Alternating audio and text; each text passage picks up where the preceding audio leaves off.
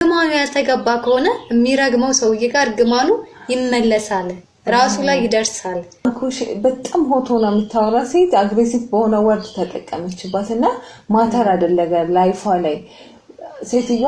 ራስተዋለች ይሄ እርግማን የምንለው ነገር መጥፎ ቃል ኔጋቲቭ ፓወር ካለው ለምን በመጽሐፍ ቅዱሰኛ ለምን በእግዚአብሔር ፊት ቀረበ ለምን በእግዚአብሔር ፊት አሰፕትድ ሆነ ይሄ እርግማን 7 ትውልድ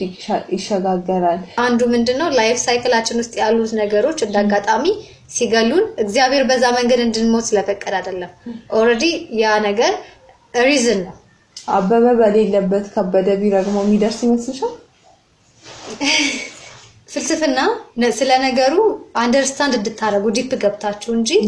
ነገሩን ሄዶ መጨረሻው መደምደሚያው መስጠት አይደለም